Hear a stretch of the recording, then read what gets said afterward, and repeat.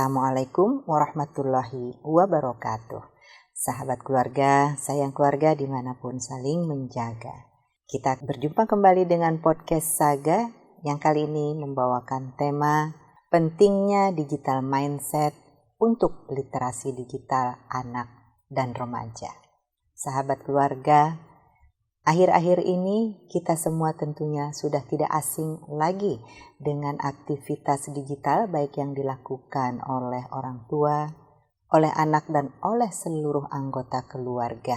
Proses digitalisasi ini dipercepat terjadinya dengan adanya pandemi COVID yang kita lalui hampir 3 tahun belakangan ini. Sahabat keluarga, berbagai aktivitas yang kita lakukan yang berbasiskan digitalisasi, baik untuk kepentingan sekolah, untuk kepentingan bekerja, untuk kepentingan berbelanja, dan untuk kepentingan berbagai aktivitas sehari-hari keluarga, telah memicu dan memacu pemanfaatan dan penggunaan digitalisasi yang semakin masif, yang semakin berskala besar. Ada berbagai akses tentunya di sana, di samping manfaatnya yang juga mempermudah, memperlancar aktivitas pekerjaan kita sehari-hari. Akses-akses yang dapat ditimbulkan dapat kita tangkal dan juga dapat kita antisipasi dengan berbagai ikhtiar. Di antaranya, yuk kita meningkatkan mindset digital kita untuk meningkatkan literasi digital. Apa yang dimaksud dengan mindset digital? Mindset digital adalah perilaku yang memungkinkan seseorang mencapai tujuannya dengan inovasi-inovasi baru sehingga aktivitas manusia dapat lebih efektif dan lebih efisien. Tentu saja dengan menggunakan digitalisasi, Internet of Things, bahkan Artificial Intelligence. Sahabat keluarga, sudahkah kita menerapkannya dalam kehidupan sehari-hari? Jawabannya tentu beragam, berpulang kembali kepada aktivitas masing-masing sahabat keluarga. Ada yang sudah menerapkannya secara full, ada yang menerapkannya setengah-tengah, setengah-setengah, ada pula yang baru mulai menerapkannya sebagian. Sahabat keluarga, apa sebetulnya pentingnya kita memahami dan menerapkan digital mindset? Digital mindset lahir dari suatu literasi digital yang baik, literasi digital yang benar yang diantaranya dapat kita pelajari melalui situs-situs resmi pemerintah, misalnya seperti link dari aplikasi Kominfo RI. Hati-hati sahabat keluarga karena banyak sekali beredar informasi-informasi yang tidak benar, informasi-informasi yang justru disengaja untuk menyesatkan, yang sering kita kenal sebagai informasi hoax atau informasi yang bohong belaka. Banyak konten-konten digiring seolah-olah menjadi konten yang benar. Banyak juga opini-opini digiring yang tidak sesuai dengan norma-norma sosial, norma-norma susila dan budaya kita. Hal-hal semacam itu jika kita tidak waspadai tentu sangat membahayakan. Tidak hanya membahayakan diri sendiri, keluarga, masyarakat, bahkan dampaknya bisa membahayakan skala nasional atau negara. Oleh karenanya, sudah saatnya dan sudah pada waktunya dan pada tempatnya lah kita memahami digital mindset yang dapat membantu kita untuk beradaptasi dengan tantangan-tantangan utamanya di ruang digital. Ada 4 pilar yang berkaitan dengan digital mindset. Yang pertama adalah pilar digital skill. Yang kedua, digital ethics.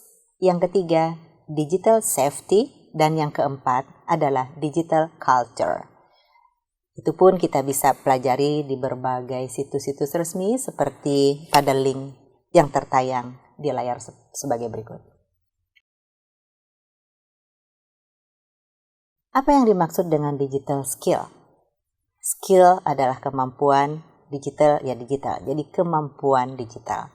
Contoh nyata, misalnya secara sederhana, ketika sahabat keluarga dapat mengakses podcast Saga melalui channel YouTube, maka secara digital mindset, sahabat keluarga telah memiliki digital skill, kemampuan digital untuk mengakses channel-channel yang menggunakan internet dan juga disajikan secara digital di ruang digital pula. Contoh lain, ketika sahabat keluarga nonton drama misalnya, yang menyenangi drama Korea, drakor, dapat juga mengakses melalui ruang-ruang digital yang tersedia, baik yang berplatform berbayar maupun platform tidak berbayar, yang banyak sekali tersedia di channel-channel YouTube. Sahabat keluarga, bentuk mindset digital lainnya yakni adanya digital ethics, yaitu etika digital. Dalam kita menjalankan kehidupan sehari-hari, kita perlu berinteraksi, berkomunikasi, dan juga menjalin hubungan kerjasama dengan berbagai pihak tentunya, yang mestinya dilandaskan dengan etika yang baik. Etika dalam kita berkomunikasi melalui digital dilandaskan atas kesadaran bahwa apapun yang kita lakukan di dunia digital mestinya dilandasi dengan berbagai kesopan santunan, berbagai nilai-nilai, berbagai budi luhur, berbagai aspek-aspek yang sudah berkembang di dalam nilai-nilai sosial masyarakat kita selama ini. Dan etika dalam berkomunikasi atau etika dalam berdigitalisasi ini terkait erat pula dengan digital safety, di mana digital safety ini menyangkut keamanan digital.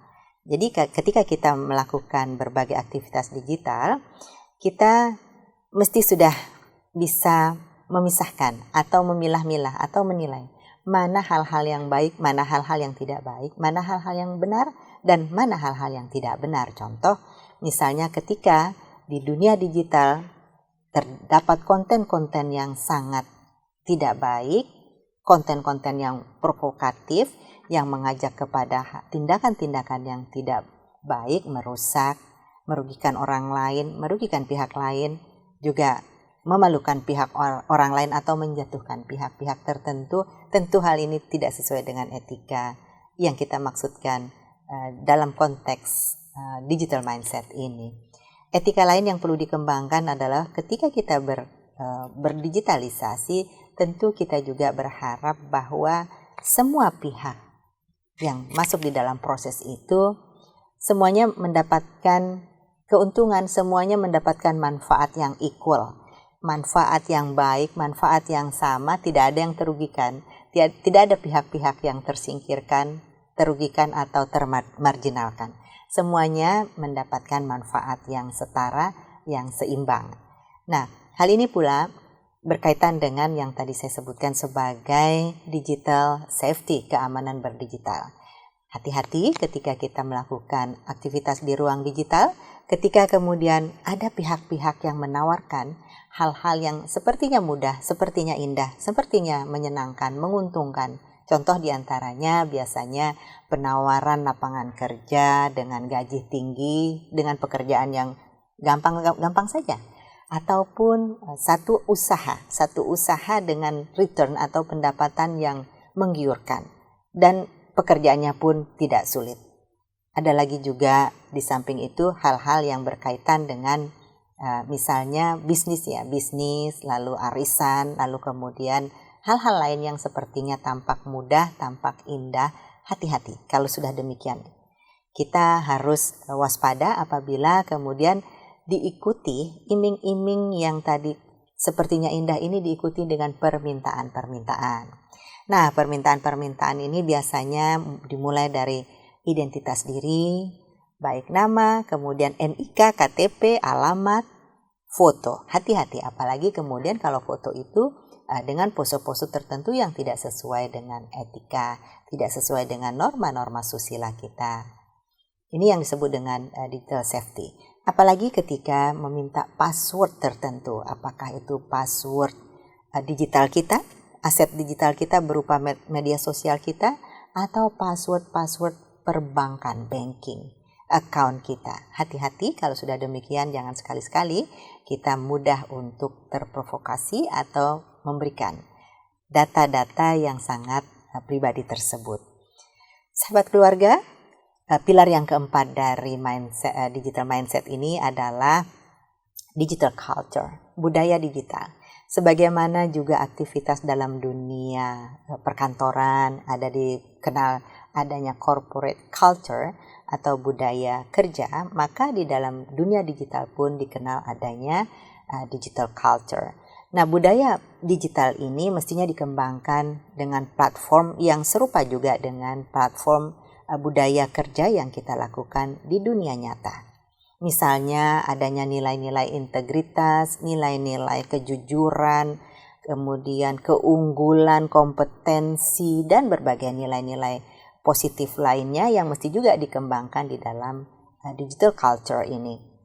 Dengan demikian, apabila sudah terbentuk digital culture dengan berbagai platform nilai-nilai positif yang dikembangkan, maka siapapun yang beraktivitas pada ruang digital akan mendapatkan manfaat yang sebesar-besarnya manfaat, lalu kemudian juga menjadi aman dan juga nyaman beraktivitas di dalam dunia digital.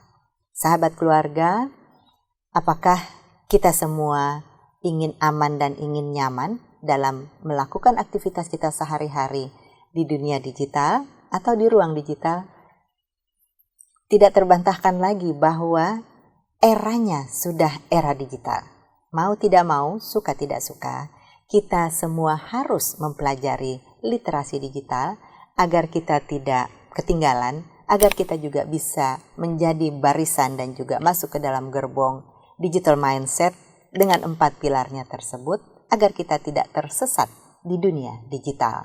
Sahabat keluarga, agar kita tidak tersesat, maka yuk kita pelajari literasi digital kita tingkatkan, utamanya anak-anak dan remaja yang ada pada keluarga kita masing-masing, bekali dengan berbagai informasi, bekali dengan berbagai ilmu dan juga dengan berbagai aktivitas-aktivitas yang positif, agar ketika mereka berselancar dan ketika mereka beraktivitas di ruang digital, mereka telah dapat memilah-milah apa yang harus mereka lakukan, apa yang harus tidak mereka lakukan.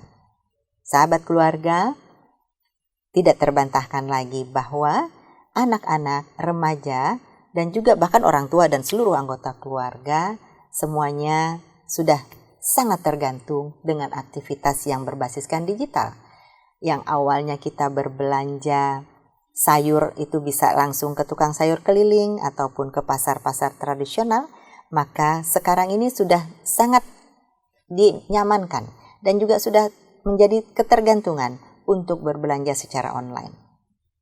Demikian juga ketika kita mencari ilmu, kita bisa awalnya datang ke satu kegiatan-kegiatan yang dilakukan secara face to face, tapi sekarang semuanya sudah di browsing melalui Google mayoritasnya. Walaupun masih ada juga yang datang secara face to face tentunya, yang tidak bisa tergantikan dengan digital. Ada beberapa kegiatan yang tidak tergantikan dengan digital.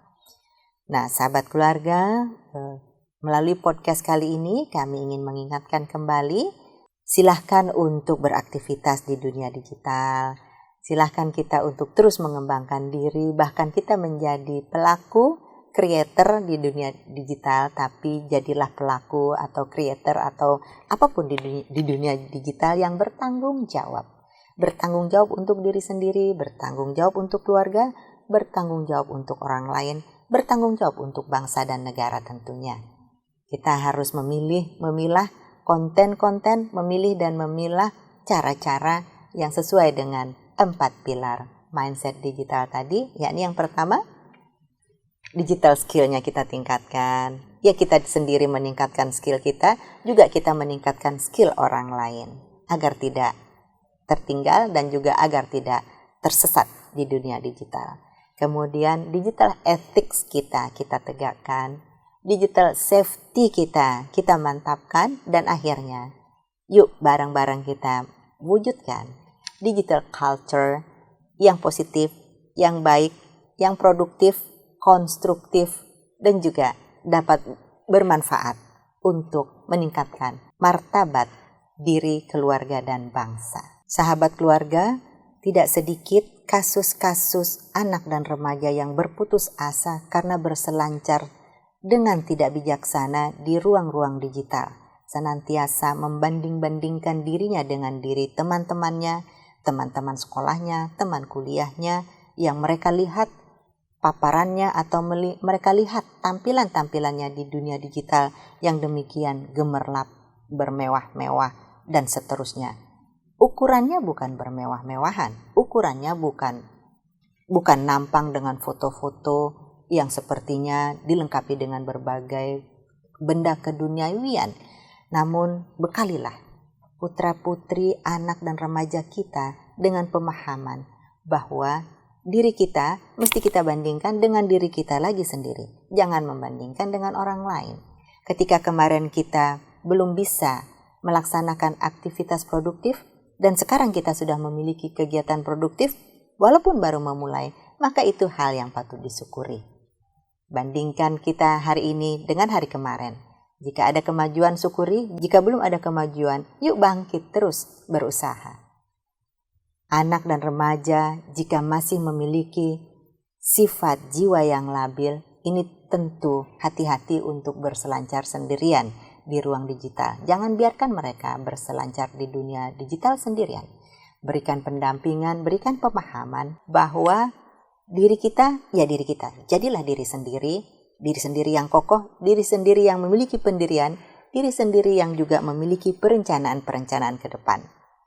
Rencanakan dengan baik kehidupan anak, kehidupan remaja, ajak anak dan remaja merencanakan kehidupannya ke depan, kini dan ke depan seperti apa. Capailah rencana itu step by step, tahap demi tahap, selangkah demi selangkah, tapi pasti maju ke depan. Kita sebagai orang tua tentu sudah sangat sulit membatasi penggunaan gadget ataupun penggunaan digitalisasi dalam kehidupan sehari-hari. Yang kita bisa lakukan adalah melakukan pendampingan dan juga pembatasan baik yang sudah tersedia di dalam gadget itu sendiri, misalnya situs-situsnya, jadi setelan-setelannya itu sudah ada, apa yang bisa diakses dibatasi sesuai dengan usia anak, sesuai dengan usia remaja, serta konten-kontennya dapat semua diseleksi melalui alat atau gadget itu sendiri, tapi tidak cukup itu saja.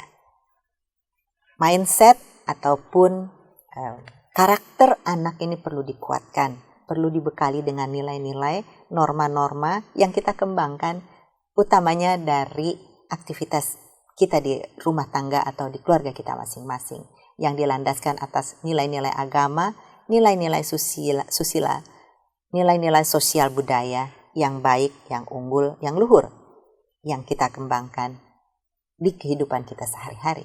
Pentingnya literasi digital bukan berarti kita memberikan gadget sedini mungkin sejak bayi kepada anak.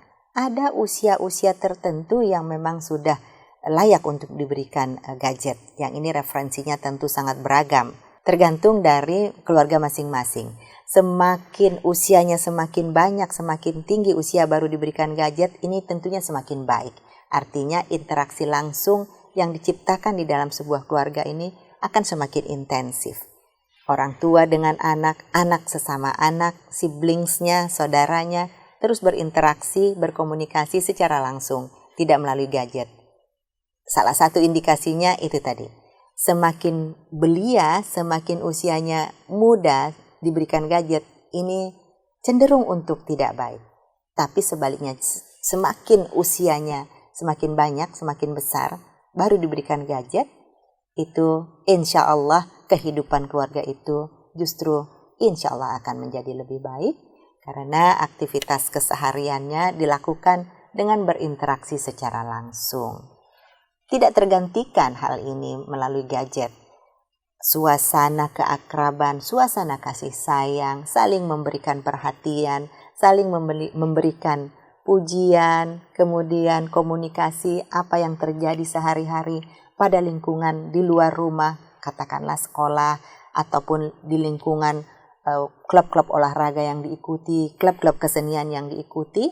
Jika itu dikomunikasikan secara langsung ketika berada di rumah, hal ini akan menciptakan suasana keakraban, suasana yang saling asah-asuh di antara anggota keluarga, dan itu akan memperkuat nilai-nilai keluarga itu sendiri. Sahabat keluarga, tentu sudah tidak asing lagi bahwa anak sebenarnya, anak maupun remaja, itu membutuhkan perhatian orang tua, Mereka membutuhkan disapa, membutuhkan dibelai, dipeluk, dicium, dan juga perlakuan-perlakuan kasih sayang lainnya. Jika mereka mendapatkannya di dalam rumah, tentu mereka dapat mengembangkannya di luar rumah. Mereka berbekal dengan rasa kasih sayang, cinta kasih dari dalam rumah dan menyebarkannya di luar rumah. Insya Allah anak dan remaja yang dibesarkan dengan cara-cara yang demikian di luar rumah dapat memberikan manfaat, dapat memberikan dan menyebarkan kebaikan-kebaikan. Demikian halnya ketika dia sudah saatnya masuk ke ruang digital. Maka ketika dia beraktivitas secara digital, norma-norma, nilai-nilai yang sudah terbentuk tadi dapat terbawa, sehingga mereka memiliki selain skill digital, juga memiliki etika, dan juga menjaga safety-nya untuk diri sendiri dan orang lain, serta terbentuk budaya digital yang produktif, yang konstruktif, positif untuk kebaikan bersama.